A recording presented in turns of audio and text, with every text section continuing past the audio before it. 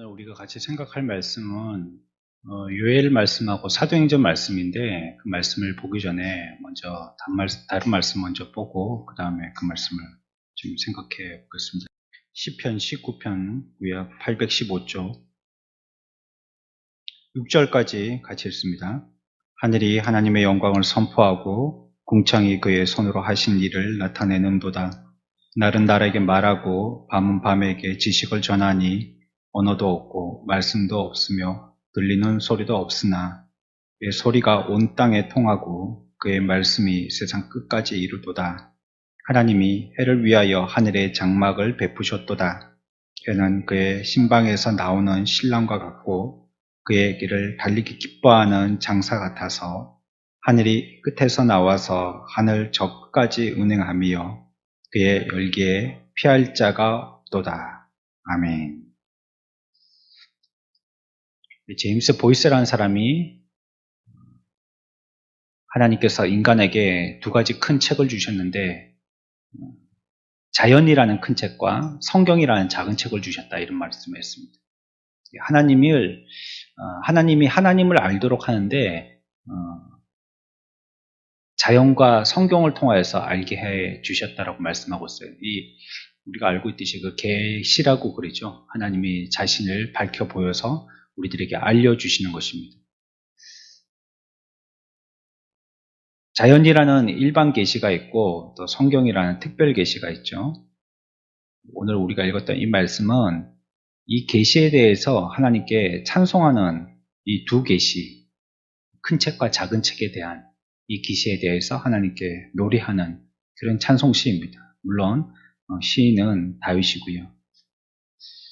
6절까지 읽었지만 6절까지는 큰 책을 얘기하는 겁니다. 자연 계시. 그리고 7절부터 해가지고 10절까지는 작은 책을 얘기하는 겁니다. 성경이죠. 특별 계시. 나머지 그 11절부터 이하들은 이 말씀을 들은 성도들이 어떻게 응답하고 있는가 하는 것들을 지금 기록하고 있습니다. 세 도막으로 19편을 나눠볼 수가 있겠습니다. 우리가 보여주시는 하나님의 일들에 대하여서 그것만 보면 어리석은 사람이에요. 1차원적으로 그것만 보면. 우리들은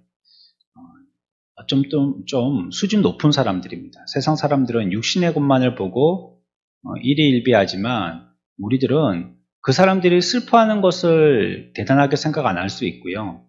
또 그 사람들은 별로 생각하지 않는 걸 우리는 굉장히 슬퍼할 수 있어요.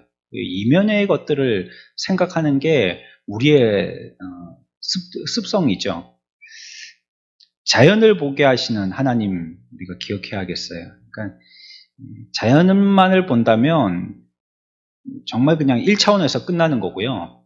그 자연을 보면서 우리들은 그 자연을 다루시는 하나님을 볼 수 있어야 되고 또 그렇게 보도록 우리들은 계속 훈련해야 됩니다. 이거는 큰 책뿐만이 아니라 여러분들에게 나타나는 하나님의 여러 가지의 섭리 가운데서도 그렇습니다. 하나님이 내게 주시는 이 일들을 통해서 하나님은 어떻게 나타나시는지를 자꾸 살피는 이런 우리들에게 훈련 또 습성이 필요하겠어요. 그것이 어떻게 움직이는지, 어떻게 지금 진행되고 있는지 이거 우리가 그 움직임이나 만들어진 것들을 보고 떠올리고 또 우리의 생각은 자동적으로 그렇게 기울여져야 할 것입니다. 태풍이 이제 지나간 것 같은데 좀 놀라긴 했지만 그래도 경남 지방에는 큰 피해 없이 바람도 세게 불지 않고 비도 많이 오지 않고 그렇게 지나간 것 같아서 참 다행입니다. 그것도 요번에 태풍은 조금 중국에서 머무는 시간이 오래 있으면서 보통의 태풍들과는 경로가 조금 상이했다 이런 얘기들을 들었어요. 그러니까 보통은 빠른 속도로 올라가서 우리 한반도를 갖다가 통과하든지 아니면 대부분은 중국하고 우리 한국하고 그 사이 이렇게 빠져나가든 대한해협을 통해서 이렇게 빠져나가든지 이렇게 되어지는 경우가 많은데 요번에는 중국 저쪽에 상하이에 있는 데서 한 하루인가 이틀인가 머물렀거든요. 그런 일이 잘 없다는 거예요. 올라갔다 내려갔다 올라갔다 내려갔다 하면서 그게 진행을 못하고 서 있다가요. 그래 어제부턴가 해가지고 이제 방향을 북동쪽으로 돌려가지고 우리나라로 타고 오다가 그것도 이제 어제 밤인가 되니까 또 예보가 새로 나와가지고 조금 더 남쪽으로 치우쳐서요. 아마 일본을 통과했겠죠, 그렇죠? 일본 대륙을 일본 땅을 갖다가 통과해서 아마 이제 보통 저렇게 되면 바다에서 대륙으로 육지로 올라가면 태풍의 힘은 떨어지고 이제 바다에서 힘을 얻거든요. 그러니까 그 힘은 떨어지고 열대성 뭐 저기압인가 뭐 이런 식으로 해서 힘이 조금 약해진 모습으로 비도 내리고 뭐 그렇게 되는 게 그래서 이제 소멸되는 게 태평양까지 가다가 그냥 소멸돼 버리는 게 일반적인데 아마 그렇게 됐을 것 같습니다. 저런 것도 보면 그냥 태풍만 보지 말고 말이에요. 하나님께서 저렇게 머물게 하시는 이유는 뭘까? 뭐 우리가 그거 어떻게 다 알겠어요.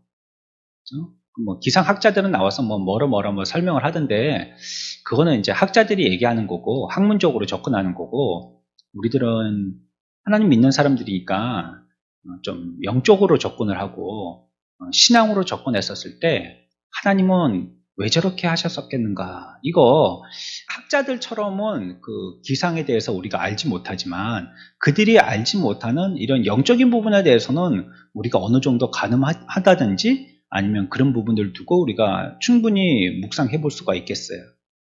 하나님이 왜 그렇게 하셨을까? 이런 거 참 묵상하다 보면 재미도 있고 또 그런 부분에 대해서 하나님께 그 태풍이라는 보여지는 현상뿐만이 아니라 배후에 계시는 하나님을 찬양하게 되어져요. 우리가 이런 것들을 자꾸 훈련하고 연습해야 됩니다.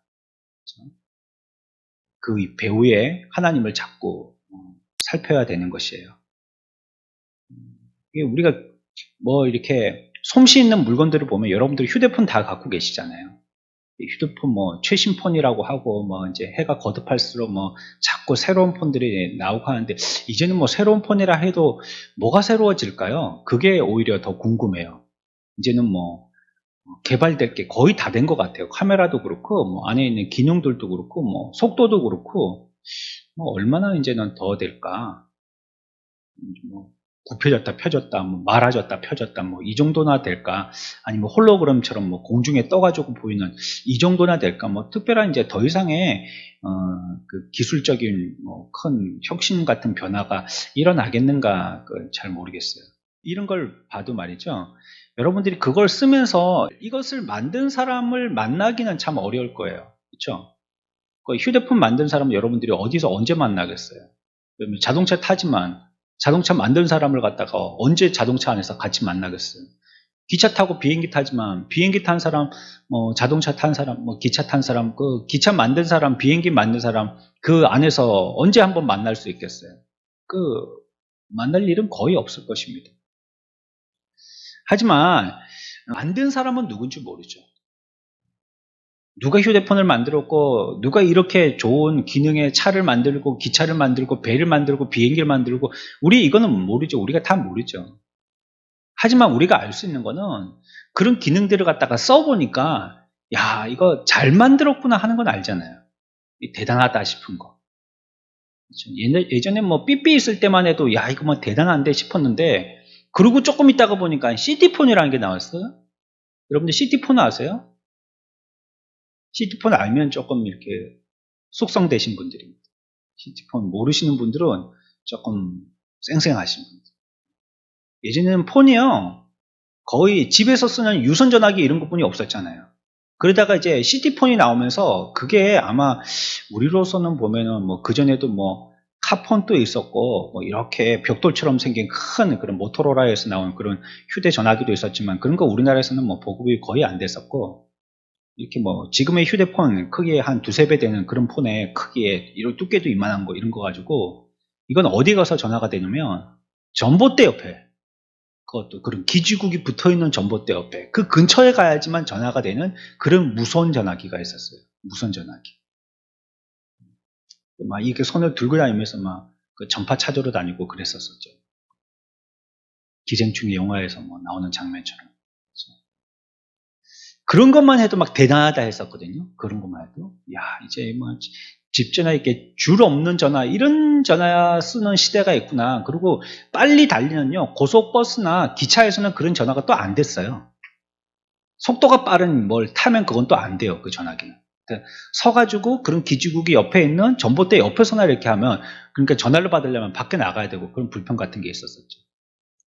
그런 것만 나와도 우리가 대단하다고 했었었는데, 지금은 휴대폰이 온 세상을 갖다가 내 손아귀 안에서 다 확인할 수 있는 그런, 발견할 수 있는 시대가 됐잖아요. 그래서 이제는 뭐 똑똑하고 바보 같고 없어요. 이제는 녹색 창에 다 쳐보면 아는데요. 뭐 바보 같은 사람도 녹색 창에 쳐보면 그거 아무리 똑똑한 사람도 모르는 걸 갖다가 거기서 금방 다 해석해서 설명을 해주는데요. 뭐 그러니까 똑똑하고 어리석은 사람 그런 거 없어요. 이제는 얼마나 정보를 빨리 찾아내느냐, 그 속도전이죠. 얼마나 많이 갖고 있고는 이제는 별로 의미가 없어요. 그러니까 여러분들 집에도 이제는 뭐 책 같은 거, 책장 같은 거 이렇게 많이 사가지고 책을 꼽아 놓는 거는 이제 좀 시대가 지난 거죠.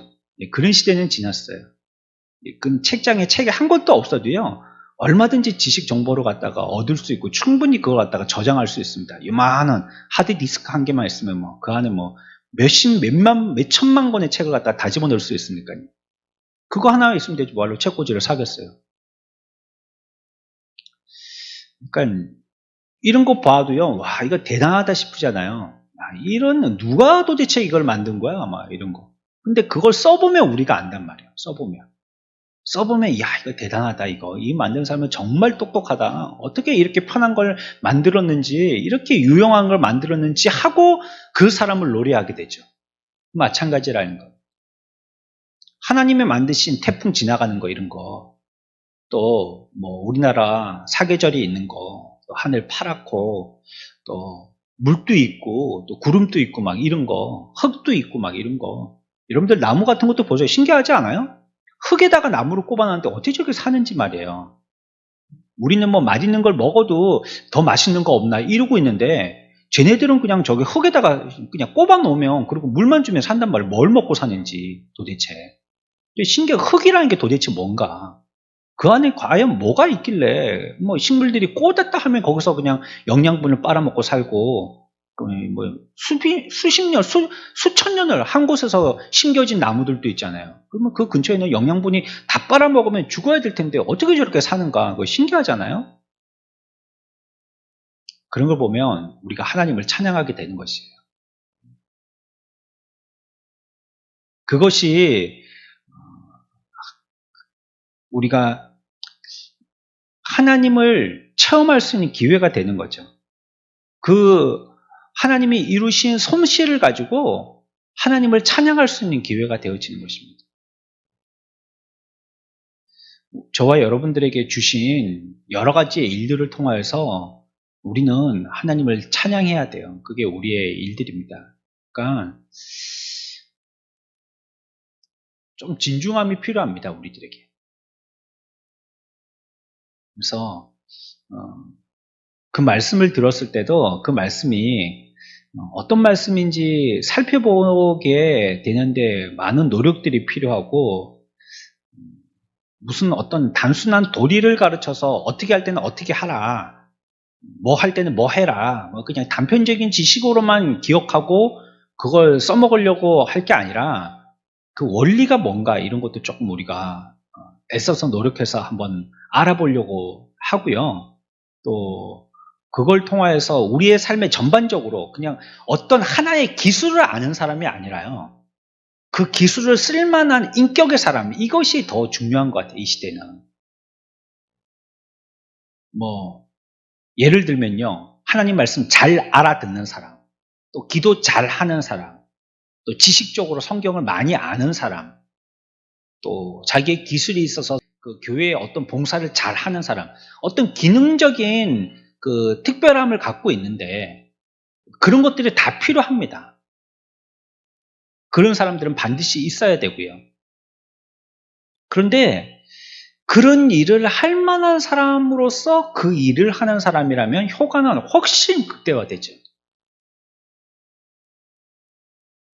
어떤 자기가 봉사하는 사람이라 할지라도 그냥 나는 봉사하는 게 좋아서요 라고 하고 봉사하는 사람도 우리가 굉장히 칭찬할 만한 사람이지만 그 사람의 인격이 내가 말씀을 통하여서 훈련받고 또 그것이 너무 사모가 되어지고 또 그거 했더니 뭐 나는 이것도 없고 저것도 없지만 그 삶을 통하여서 내게 하나님 앞에 이와 같이 헌신하고 봉사하는 게 나에게 너무 큰 양식이 되고 이렇게 자기의 인격적으로 다듬어져서 그것을 할 수 있는 사람, 이런 사람이 오늘날에는 더 요청되는 게 아닌가 생각해 봅니다. 우리가 하나님의 말씀을 들어서요, 그 말씀에 먹히는 사람이 돼야 돼요. 그것 가지고 여러분들이 어떤 하나의 기능을 익히려고 하는 사람들이 되기보다도요, 그 사람이 돼야 됩니다. 기술로 얘기하면 뭘까요? 장인 같은 사람, 장인.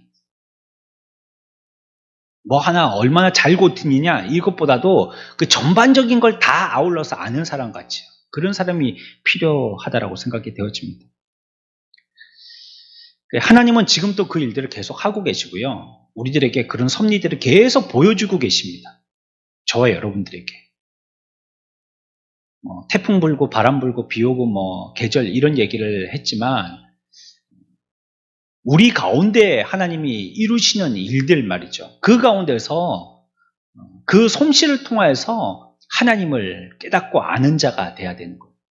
하나님이 지금 내게 행하시는 이 일들을 통하여서 하나님을 아는 자가 돼야 되고 하나님을 체험하는 자가 돼야 되는 것입니다. 그렇지 않으면 우리는 어떻게 되느냐? 하나님, 돈 더 많이 버는 회사로 나를 옮기게 해주세요. 이런 기도하게 됩니다. 하나님, 내가 이 회사에서 이렇게 어렵고 힘들게 일하고 박봉인데 하나님, 여기에 나를 보내신 하나님의 뜻이 무엇입니까? 이렇게 기도해야 되는데 그렇지 않고 우리들은 똑같은 기도는 기도잖아요. 기도를 어떻게 하냐면 하나님, 내 돈 더 많이 주고 편할 수 있는 그런 회사로 옮기게 해주세요. 이렇게 기도한단 말이에요.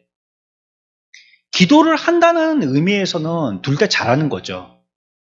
안 하고 기도도 안 하고 나다니는 사람들이 있는데 기도하려고 하나님 앞에 나와서 그런 기도 제목으로라도 기도해야 되겠구나를 깨우치고 엎드린다는 것은 정말 칭찬받을 만하죠.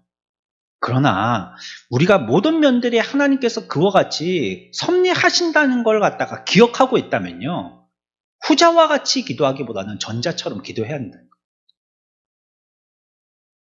하나님, 여기에서 하나님이 뜻하신 바가 뭡니까? 뭘 이루시려고 하시는 것입니까? 내게 지금 뭘 얘기하려고 하시는 것입니까? 저는 오늘 야곱이 외삼촌 라반의 집에 가서 생활하다가 자기 부인들 라헬하고 레아 데리고 이제 도망치는 이런 장면 말씀을 읽다가요, 그런 생각들을 하게 됐었어요. 그 야곱이 거기 가서 아버지로부터도 어떻게 보면 형 때문에 도망쳐 나온 건데, 아버지 집에서 도망쳐 나온 건데 여기서 또 도망쳐야 되는 이런 삶을 사니까 억울하게 누명을 쓴 거거든요. 사실은 특별한 죄를 진 건 아니지만 귀를 기울여 봤더니 외삼촌 라반의 자녀들이 하는 말이, 아니 저 야곱이 와가지고 친척이잖아요. 자기들도 친척이잖아요. 근데 외사촌 관계잖아요. 근데 저 야곱이 와가지고 우리 아버지 재산 지가 다 말아먹는다는 게 지껏 삼는다는 겁니다. 가난하게 만들었다는 게 아니라 훨씬 부유하게 만들었죠. 하지만 저거 전부 다 지껏 삼으려고 저렇게 한다, 이렇게 속닥속닥거리는 걸 들은 거예요, 야곱이. 그래갖고 여기 있다가는 안 되겠다 싶어가지고 그 얘기를 듣고 들판에서 부인들 2명 불러가지고 자초지정을 설명하고 도망을 친 겁니다. 그럴 때 야곱이 이 인생이 계속 도망치는 인생이잖아요. 불안하잖아요. 어디쯤 정착을 해야 되는데 가뜩이나 지금 일하고 있는데도 들판 가운데서 일하고 있는데 또 그의 삶 자체도 어디 정착을 못하고 자꾸 돌아다녀야 되니 얼마나 불안했겠어요. 그럴 때 과연 야곱이, 하나님은 계속 얘기하셨거든요. 야곱에게도 얘기하셨고 그리고 라반에게도 얘기하셨거든요. 계속 얘기하셨거든요. 근데 그걸 듣고 하나님의 뜻이 있으신가 보다 하고 하나님께 인도하심을 맡기고 자기는 그 인도에 따라서 순종하고 나가려고 하는 이런 생각을 갖기까지 얼마나 힘들고 어려웠겠는가. 또 그런 생각을 과연 하였을까. 이런 것들을 묵상해 보게 됐어요. 그러니까 우리 같으면 말이에요. 그런 형편에 당한다면 어려운 형편 말이죠. 꼭 야곱과 같지 않더라도 어렵고 힘든 형편을 당한다면 우리가 그때 하나님의 섭리와 하나님의 뜻들을 찾으려고 묵상하고 엎드려서 생각해 볼까. 우리가 똑같이 엎드릴 수는 있지만 하나님 이거 없게 해주세요. 피하게 해주세요. 이기게 해주세요. 승리하게 해주세요. 뭐 이런 아주 단편적인 기도를 하지 않을까. 이런 생각을 하는 면에서 우리는 이것이 하나님의 섭리로 우리들을 이끄시는 이걸 찾는데 좀 우리가 더 습성이 돼야 되겠구나 하는 생각을 해보게 됐습니다. 다 하나님이 이루시는데 큰 책 작은 책을 주시면서 다 그것을 보고 알도록 우리들에게 깨닫도록 하여 주시는데 우리들에게 보여주시는 그것들을 보고 우리가 하나님의 섭리임을 깨닫는 정도의 사람이라면 하나님이 내게 보여주시는 개인적인 섭리도 깨달아야 되는 것이 당연한 거예요. 사리분별을 할 때 자연을 보고도 하나님이 하셨다는 것을 갖다가 우리가 알고 그걸 만드신 창조주 하나님의 섭리를 노래하는 사람이라면 그렇지 않은 사람은 제외하고요. 세상 사람들은 불신자들은 제외하고요. 그걸 노래하는 사람이고 하나님이 지으셨지, 하나님이 바람을 지나가게 하셨지, 하나님이 바람을 오게 하셨지, 우리 또 가을이 되게 하셨지, 또 무르익게 하셨지, 겨울이 되게 하셨지, 또 봄이 되게 이걸 갖다가 알고 하나님의 솜씨를 노래하는 사람이라면 내게 주신 하나님의 현실에 대해서도 그걸 노래하는 사람이 돼야 되지 않겠냐. 똑같이 관광 가서 참 아름다워라 노래만 부를 게 아니라 창밖에 보여지는 저 하늘의 푸른 구름을 보고 야 하나님이 창조하셨구나 이거 기분 좋을 때만 얘기할 게 아니라 내가 극악한 최악의 상황에 있을 때에도 그것이 훈련되고 연습돼서 큰 책 작은 책을 보고라도 하나님 앞에서 이거 하나님이 무엇인가 하시겠구나 하는 걸 갖다가 하나님 앞에 하나님의 뜻을 이루어 주십시오라고 기도하는 사람이 참 섭리를 깨닫고 주님께 의지하여 맡기는 사람이 아니겠는가 하는 거예요. 그분의 섭리를 노래하는 사람이라면 말이죠. 내게 주신 이 일들을 하나님이 이루시고 다루시고 지금 또 간섭하시는 섭리라고 믿어야 하지 않겠냐는 거예요. 봄이 지나가면 여름이 오잖아요. 이거 자동적으로 된다는 거는 무신론자들이 하는 겁니다. 하나님 없는 사람들이 그런 얘기하는 거예요. 그건 뭐 자연이지 뭐 이렇게 얘기하잖아요. 자연. 여름이 지나가면 가을. 그거는 뭐 당연한 거지. 이렇게 얘기하잖아요. 우리는 그렇게 얘기하지 않잖아요. 뭐라고 얘기합니까? 하나님이 하신 거다라고 얘기해요. 하나님이 봄에서 여름이 되게 하는 이러한 일들도 놀라웠지만 하나님은요. 여름에서 겨울로 바로 가기도 하실 수 있어요. 그거 우리가 믿어야죠. 봄 다음에 여름이 올 줄 믿는다면 봄 다음에 바로 겨울이 될 수도 있다는 것도 믿어야 돼요. 하나님이 하시니까 말이에요.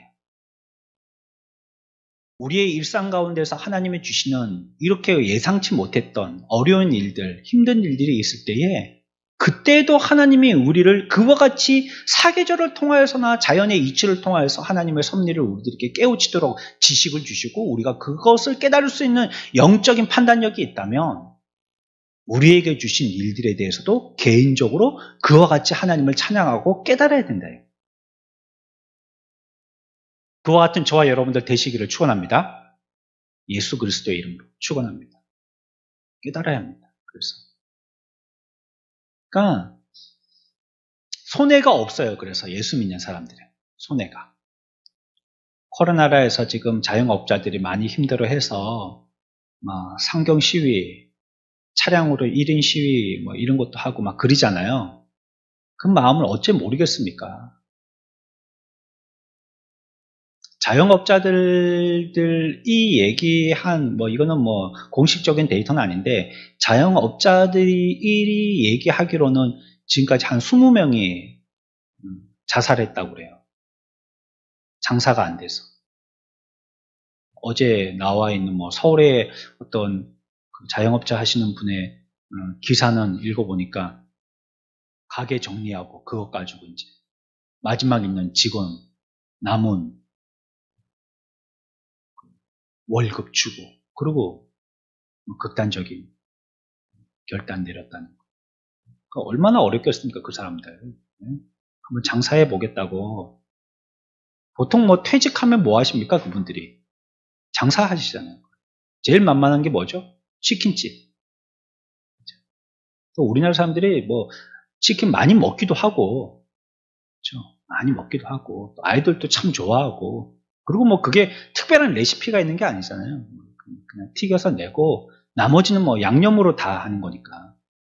그렇게만 하면 되고, 또 브랜드 있는 데서는 딱딱 그 뭐 어떻게 하고 뭐 온도 이런 거 뭐 양념 다 배달해주고 다 가르쳐 주니까 그대로만 하면 되니까. 이런 거 하는데 그런 거 하겠다고 자기의 또 퇴직금 다 거기다가 쏟아부었는데 이 지금 코로나 2년간 이러고 있으니까 세를 내야 되는데 또 뭐 1층 같은 데 이런 데 세 보십시오. 이게 뭐 거의 다 100만 원이죠. 100만 원, 80만 원 이렇잖아요. 이 고집불통이 500만 원입니다. 옆에. 고집불통이 고깃집도 저게 자가가 아니고 전세로 들어와서 하시는 건데 사장님 얘기 들어보면 한 달에 500만 원입니다. 저희. 한 달에 500만 원 팔겠습니까 저기? 우리도 가서 좀 팔아줘야 되는데. 그렇죠. 그리고 뭐 그러기다 또 인건비 안에 또 요리사, 그렇죠? 또 전기세, 물세, 거기다 또 세금, 뭐 나가는 거 뭐 또 에어컨 틀죠, 히터 틀죠, 막 이러면 또 재료 갖다 대야 되죠, 막 이러면 저기에서 이윤을 남기기가 코로나 전에까지는 좀 재미가 있었대요. 개인들이 오는 건 별로 재미가 없대요. 개인들이 와고 여러분들이 뭐 5인분, 6인분 먹고 가고 그거 가지고는 장사가 많이 안 되고 회사에서 단체로 오는 거 있죠. 이런 게 좀 재미가 있다는 거. 특별히 법인카드 갖고 오시는 분들. 막 그때는 내 카드가 아니고 법인카드다 싶으니까 막 팍팍팍 쓴다는 거예요. 막. 거기도 좋은 것만 먹고 막. 그때는 재밌었는데 지금은 재미가 없다는 거예요. 재미가 없는 정도가 아니고 죽을 맛이겠죠, 지금. 이땐 지금도 지금 다 나가시고 홀에 한 분 계시나요? 아줌마 한 분. 저 때는 막 4분, 5분이 계셨었는데. 얼마나 힘들겠습니까? 저와 여러분들도 나름대로 이런 상황에서 첫 번째는 경제적으로 여러분들 많이 힘드실 거고요. 또 그 외에 뭐 추가적으로 이런저런 많은 어려움들이 있으시죠. 이런 것들이 있을 때도 우리들은 그냥 뭐 어렵다 하고 언제 빨리 종식이 안 되나 이것만 하고 또 텔레비전 보면 빨리 뭐 숫자가 떨어져야 되는데 이게 뭐 1000 위로 올라간 다음에는 내려갈 기미가 없고 지금 며칠째입니까? 뭐 70일째입니까? 70일이 넘었습니까? 계속 네 자리 숫자고 뭐 2000명 가까이 육박하고 이제 2000명 넘을 때도 있고 막 그러니까 말이에요. 예전에는 막 100명만 넘어도 긴장하고 그랬는데 우리가 이런 걸 보고 막 한숨 지어지고 소망이 없고 언제 끝나나 이래 싶고 하지만 익숙해지는 게 낫게 되는 건가 막 이런 생각까지도 들고 하지만 이럴 때에도 우리가 하나님의 섭리하심을 찾아봐야 돼요. 그거 뭐 국가적으로 찾아볼 면들도 있지만요. 우리들은 또 내 주변에서 있는 내 개인으로부터 찾아봐야 돼요. 내 삶에서부터 찾아봐야 됩니다. 이 일을 통해서 그래야지 하나님의 섭리하신 대로 인도받아 갈 수 있습니다. 하나님의 뜻을 찾아야지. 그러지 않으면 우리들은 나도 모르는 사이에 돌발 행동하게 됩니다. 뭐냐? 하지 말아야 될 거 하고요. 해야 될 걸 빼놓고 안 하게 되는 거예요. 돌발 행동을 한다는 거. 자기의 인간적인 방법을 쓰는 거예요. 그러면 하나님의 섭리하고는 전혀 상관이 없는 자가 되잖아요. 그러면 하나님의 계획에서는 그 사람이 자꾸 멀리 떨어지게 되는 것입니다. 이런 자들 되지 않아야 돼요. 오늘 우리가 19편을 봤는데 여기서와 같이 하나님이 우리들에게 주시는 하나님의 사인들 우리가 바르게 읽을 줄 알아서요. 내 삶을 통하여서도 이와 같이 결국은 하나님을 찬양하지 않습니까? 다윗이 그것처럼 우리들도 우리의 삶을 통해서 하나님을 찬양하는 자들이 돼야 됩니다. 우리가 노래했지 않습니까? 그게 이 뜻입니다. 높은 산이 깊은 골이 뭐 초막이나 궁궐이나 다 다 하나님을 찬양하는 곳이에요. 어디든지 하나님을 찬양할 수 있는 거예요. 요셉과 같이 굴에 들어가거나 또 감옥에 들어가거나 이런 데서도 찬양할 수 있는 거고, 또 요나처럼 냄새나는 스올의 저 밑바닥, 물고기 뱃속 같은 곳, 그런 곳에서도 우리가 하나님을 찬양할 수가 있는 것입니다. 하나님이 이루시면, 하나님의 뜻을 이루시기만 한다면 그것은 우리들에게 구원이 되는 것이거든요. 하나님의 뜻을 이루면 그건 우리에게 구원이 됩니다. 근데 하나님의 뜻이 이루어지지 않으면 우리에게 구원이 안 돼요. 그러니 그것을 깨닫고 우리가 하나님의 뜻을 이루도록 기도하고 또 우리들도 그 섭리에 편승해 나가는 자가 되어진다면, 그러면 우리들도 다윗과 같이 하나님을 찬양하는 자가 되는 것이에요. 말씀 하나 여러분들이 기억하시길 바랍니다. 구약 1270입니다. 요엘서 2장 28절에서 32절입니다. 함께 봅시다. 그 후에 내가 내 영을 만민에게 부어주리니 너희 자녀들이 장래 일을 말할 것이며 너희 늙은이는 꿈을 꾸며 너희 젊은이는 이상을 볼 것이며 그때 내가 또 내 영을 남종과 여종에게 부어줄 것이며 내가 이적을 하늘과 땅에 베풀리니 곧 피와 불과 연기 기둥이라. 여호와의 크고 두려운 날이 이르기 전에 해가 어두워지고 달이 빛같이 변하려니와 누구든지 여호와의 이름을 부른 자는 구원을 얻으리니 이는 나 여호와의 말대로 시온 산과 예루살렘에서 피할 자가 있을 것이며 남은 자 중에 나 여호와의 이름을 부를 자가 있을 것임이니라. 아멘. 금방 읽었던 말씀을 손에 이렇게 꼽아 놓으시고요. 사도행전 2장 21절 같이 읽습니다. 누구든지 주의 이름을 부르는 자는 구원을 받으리라 하였느니라. 아멘. 같은 말씀이죠? 똑같은 말씀입니다. 먼저 요엘서를 생각하려면요, 요엘서가 선포되었던 그 시대 상황을 갖다가 좀 검토해야 되겠는데, 그 하나님의 심판이 유다에 이제 급하게 이루어지는 그런 시대입니다. 요엘서 2장에 그 시대를 갖다가 조금 묘사해 내은 부분이 있어요. 7절 보면 2장 7절입니다. 같이 읽읍시다. 시작.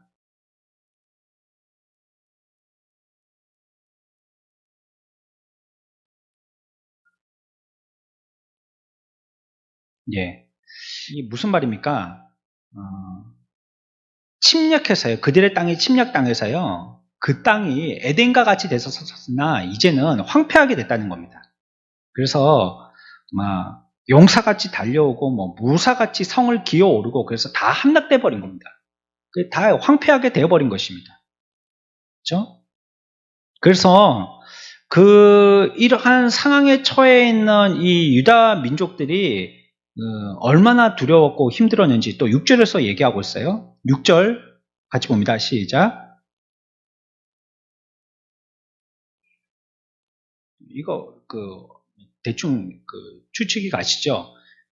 그 나라가 점령당하게 되어져서요.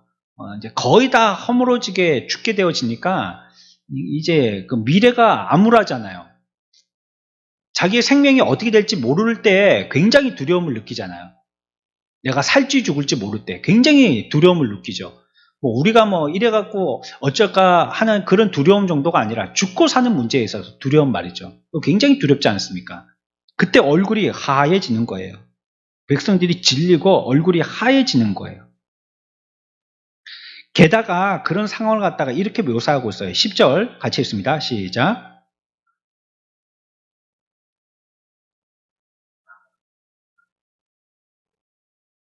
네. 이거는 이제 절망적인 상태라는 걸 얘기하는 것입니다.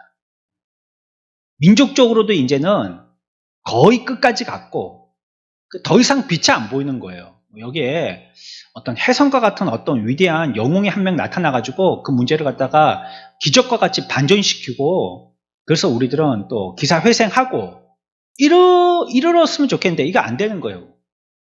성도 다 무너졌고 다 침략해 들어왔고 적군들이 생전 보지도 듣지도 못했던 적군들이 우락부락하게 칼끝을 우리를 향해서 다름질 쳐서 달려오는데 두려운 거예요. 얼굴이 하얘진 거죠. 그리고 막 하늘도 땅도 소망이 없어 보여가지고 이제는 막 죽었구나 하는 이런 상황이 되었음을 요엘서 2장에서는 지금 얘기하고 있는 것입니다. 아주 절망적인 상태입니다. 그러니까 별들도 빛을 없애버리고 해도 빛이 없고 온 땅이 이렇게 진동하면서 소망이 없는 이런 그 두려움의 때에 우리가 있다는 걸 얘기하고 있어요. 이럴 때 어떻게 했냐, 유다 민족들이 어떻게 했냐, 이럴 때 하나님께서는 그 유다 민족들에게 뭐라고 말씀하셨느냐, 우리가 귀 기울여 드려야 됩니다. 이렇게 소망 없을 때에, 절망적일 때에 뭐라고 하셨는가, 그게 28절부터 나오는 말씀입니다. 28절부터 해갖고 32절까지 우리가 읽었던 말씀입니다. 이와 같은 상황의 때에, 이와 같은 형편의 때에 유다 민족들이 이와 같이 절망적인 상황의 때, 이제 죽었구나, 나 죽었구나 할 이때에 하나님은 그들에게 뭐라고 얘기하시는가? 천둥과 우레소리로 그들에게 들려오시면서 하나님의 음성이 그들에게 듣게 하여 주시는 거예요. 소망이 없는, 주저앉아 있는 그들에게 뭐라고 말씀하시냐면 32절에 누구든지 여호와의 이름을 부르는 자는 구원을 얻으리라, 이렇게 말씀하시는 거예요. 같이 한번 해봅시다. 누구든지 여호와의 이름을 부르는 자는 구원을 얻으리니, 믿으시기 바랍니다. 잘 기억하십시오. 하나님의 말씀은 일단 기억해야 됩니다. 그 말씀이 무엇인지. 모르면 우리 생각 가지고 기도할 수밖에 없고요. 알면 그 말씀 붙들고 기도하게 됩니다. 일단 그 말씀을 알아야죠. 뭐라고 말씀하셨다고요? 누구든지 여호와의 이름을 부르는 자는 구원을 얻으리니. 앞에서 말씀드렸던 이런 상황은요, 한마디로 얘기하면 가장 최악의 상황이다라고 얘기할 수 있어요. 가장 절망적인 상황.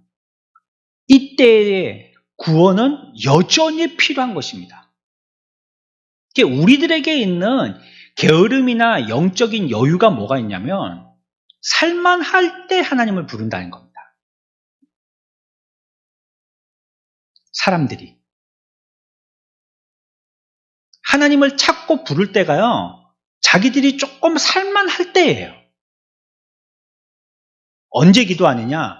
시간이 있을 때,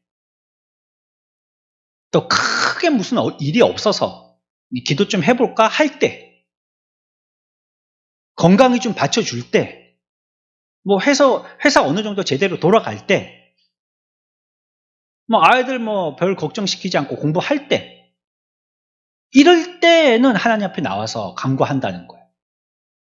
근데 아이러니하게도 정말로 그 사람에게 해야 될 기도에 적절하고 제일 필요한 그때인 그의 삶의 요엘 시대의 이 유다 민족들과 같이 최악의 상황에서는 대부분 기도하지 않고 물러가더라고요.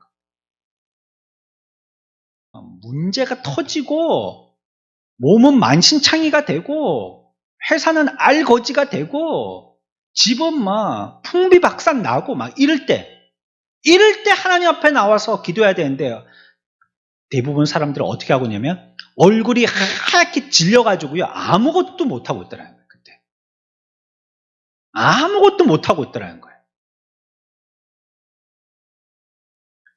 우리야 오늘 말씀에서 잘 기억해야 합니다. 최악의 때에도요, 구원은 필요한 것입니다. 최악의 때 구원은 필요한 거예요. 구원이라는 것은. 낮이 밤이 되고 생명이 죽음을 맞이하게 될 때, 이때 우리들에게 필요한 것이 무엇이냐면 여호와의 이름을 부르는 자에게는 구원이 있다는 이 말씀입니다. 이때 이 말씀을 기억하는 것입니다. 우리의 미래는 불확실합니다. 오늘날에는 어떤가요? 우리의 미래가 어느 정도 예측하기 때문에 더 불확실합니다. 더 불안해요. 예측이 되니까. 아예 모르면은 시집 가겠는데 아니까 시집을 못 가겠는 거예요. 모르고는 애 낳겠는데 한번 낳아보니까 알겠으니까는 못 낳겠는 거예요, 이제.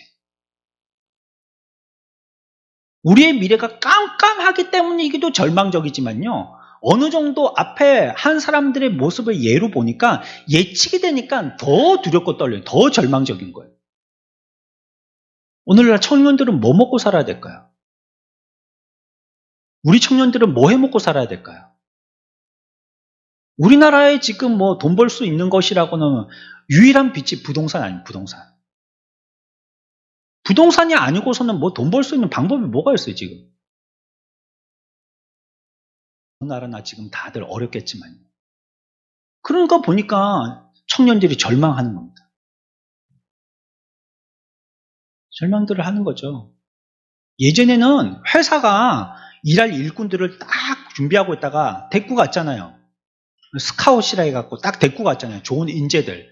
대학 졸업하기도 전부터 벌써 인턴십 들어오게 해가지고 일 잘하게 해가지고 그 회사에서 좋은 인상을 줘가지고 졸업하면 딴 데 가지 말고 우리 회사 오라. 그래갖고 딱딱 데리고 갔잖아요. 일할 곳이 있었잖아요. 근데 요즘은 어떻습니까? 졸업을 하고 좋은 스펙을 갖고 있어도 갈 데가 없어요. 오라는 데가 없으니까. 갈 데가 없어요. 근데 아니까 더 힘든 거예요. 아니까. 더 절망스러운 거죠. 그러할지라도 어두운 구름 가운데 빛이 있는 것처럼 우리에게도요. 여호와의 이름을 부르는 자에게는 구원이 있다는 이 말씀을 반드시 기억하시기 바랍니다. 꼭 기억하시기 바랍니다. 누구든지 여호와의 이름을 부르면 구원이 있다는 것이에요. 그때 뭐 해야 되느냐? 여호와의 이름을 부르는 것입니다. 우리의 상황이 절망적이고 미래가 예측되어져서 더 절망적일 때 그때 우리들은 뭘 해야 되느냐? 여호와의 이름을 불러야 되는 것입니다. 그때 좌절하고 얼굴이 사색이 돼가지고 포기하고 물러가고 이제는 소망이 없구나. 이거 내 영끌 해가지고 이 가게 한 개 마련한 거 이거 월세도 이제 못 내게 되고 사골세 다 까먹고 이제는 나는 내 인생에 아무것도 소망이 없구나. 여보 미안하오. 아이들에게 너희들과 오랜 시간 즐겁게 놀아주지 못해서 미안하다. 이 마지막 글 남기고 그냥 극단적인 선택을 한. 이럴 때일지라도 우리들은 여호와의 이름을 불러야 되는 거예요. 왜냐하면 이거는 약속입니다. 우리는 지금 기도하자는 말을 하기보다는요. 저는 오늘 말씀에서 뭐라고 얘기하고 있어요? 여호와의 이름을 부르는 자는 뭐 어떻게 된다고요? 구원을 얻게 된다는 말씀을 제가 하고 싶은 겁니다. 어려울 때 기도하지 않는 사람들이 있어서 안타깝습니다. 어려울 때 우리들에게 얘기하라고 얘기하고 있습니다. 하나님께. 이와 같은 어려움들이 있을 때라도 하나님 앞에 나와서 여호와의 이름을 불러야 된다라고 성경은 얘기하고 있는 것입니다. 그런데 더 놀라운 것은 여호와의 이름을 불러 그 이름으로 말미암아 구원을 얻는다는 것이 더 놀라운 것입니다. 여호와의 이름을 부르면 구원을 얻는다는 것이에요. 살게 된다는 것입니다. 안 죽는다는 거예요. 구원시켜 주신다는 거예요. 이 진리는요. 오순절날 베드로에게 강하게 전달됐습니다. 그래서 우리가 읽었던 사도행전 2장을 읽게 된 것입니다. 이게 요엘의 때 멈춰준 어떤 죽은 진리가 아니라는 것이에요. 이 진리가 이제 베드로에게까지도 강하게 인도되어서요. 그 이후까지도 계속 연결되어지는 진리인 거예요. 어떤 여호와의 이름을 부르는 자는 구원을 받으리라 하는 것이죠. 죄와 죽음에서부터 또 지옥으로부터 형벌에서부터 또 다가올 진노에서부터 모든 것으로부터 해방된다라고 성경은 우리들에게 얘기하고 있는 것입니다. 누구든지 여호와의 이름을 부르는 자는 구원을 얻으리라. 날과 시간을 우리들에게 얘기하는 누구든지 여호와의 이름을 불렀다 하면 구원을 얻게 된다는 것입니다. 근데 이 은혜가 이 시대에도 주어지는 것이에요. 오늘날 이 말씀을 듣고 요엘 때부터 이어진 말씀이 베드로를 통과해서 오늘날 우리에게 이르게 되어졌는데 이 시대에도 동일하게 오순절날과 같이 요엘 시대의 유다민족들이 절망한 상황 때 그 말씀을 우리들에게 주신 것과 같이 여호와의 이름을 부른 자는 이 시대에도 구원을 이루는 이 진리가 유효하다는 것입니다. 구원을 얻으리라는 이 말씀은 어떤 시기와 어떤 날짜로 언제까지 재난지원금 여러분들 25만 원씩 받았죠? 그거 언제까지 유효합니까? 평생까지 아니에요. 그거 언제까지 유효하죠? 올 말까지는 다 써야 되는 거예요. 올 말까지 안 쓰니까 없어지는 겁니다. 아유, 이거 아껴서 어떻게 써? 하고 어떻게 꼭꼭 신문에 싸가지고 장롱 위에 올려두면 안 돼요. 그거 써야 되는 거예요. 기한이 있거든요. 그 기한 안에 써야 되는 거예요. 뭐 젊은 분들은 휴대폰에 뭐 카드 같은 거 쓸 때 그 카드에 숨어있는 포인트로 쓸 수 있는 거고요. 연세 있는 분들은 가니까요, 카드를 한 개 주시대요. 이렇게 25만 원 넣어있는 카드를 주시더라고요.